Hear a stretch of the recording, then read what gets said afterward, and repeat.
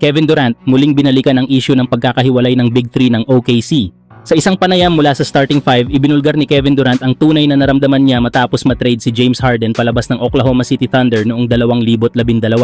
Ayon kay KD, hindi siya natuwa sa naging reaksyon ng ibang NBA stars sa trade, lalo na kina LeBron James at Dwyane Wade. Sabi ni Durant, ang talagang nakakainis ay nung nag-react ang mga players sa liga tulad nina LeBron at D. Wade. Marami ang nag-tweet ng congrats bro James, you're gonna kill it. Pero deep inside, alam kong tuwang-tuwa si Bron na di na kami magkakasama. Kasi nasa kanila na kami nun.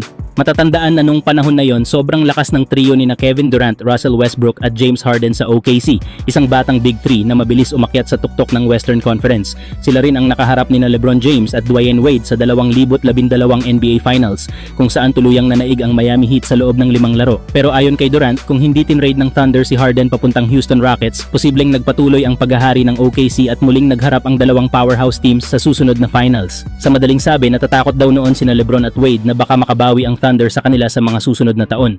Ibang klaseng what-if scenario nga ito sa kasaysayan ng NBA. Dahil kung nanatiling buo ang Big Three ng OKC, maaaring iba ang takbo ng liga at ng mga championship records ngayon. Kayo mga idol, sa tingin nyo ba kung di umalis si Harden, may chance bang naging dynasty ang OKC? Samantala, katakot ngayon ang Houston Rockets matapos nilang matalo ang Atlanta Hawks kahit wala ang kanilang mga star players na sina Kevin Durant at Alperen Sengun. Sa kabila ng kumpletong lineup ng Hawks na pinangunahan ni na Trae Young at Kristaps Porzingis, pinatunayan ng Rockets na ibang klase ang lakas ng kanilang sistema. Grabe ang depensa, mabilis ang ball movement at halos lahat ng nasa rotation ay nakatulong sa panalo.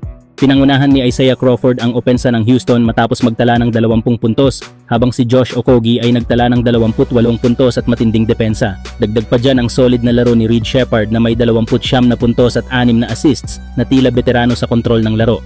Hindi nakaporma ang Atlanta Hawks sa tirada ng Houston, lalo na sa ikatlong quarter kung saan halos hindi na sila makahabol sa bagsik ng opensa. Sa performance na to, malinaw, katakot ang Houston Rockets. Kahit walang star players, kayang-kaya pa rin nilang durugin ang kumpletong Atlanta Hawks. Kayo mga idol, tingin nyo ba contender na agad ang Rockets sa ganitong forma? Samantala, ayon sa ulat, plano ni Jackson Hayes na sumali kay Luka Doncic sa Slovenian national team. Ayon mismo kay Hayes, "That's my guy, we're working on getting me a Slovenian passport right now so I can play with him next summer." Grabe mga idol, kung mangyari to, ibang klase tong tambalan na to. Si Luka, ang maestro ng Europe, kilala sa kanyang elite playmaking at clutch performances, samantalang si Hayes ay athletic big man na kayang wasakin ang rim, mag-block at maging lob target sa mga pasa ni Doncic. Isipin nyo yon, Luka to Hayes alley-oops sa international stage. Matagal nang kilala ang Slovenia bilang team na may puso at disiplina, pero kung madadagdagan pa sila ng athletic center tulad ni Hayes, mas lalong magiging delikado ang koponan nila sa Europe.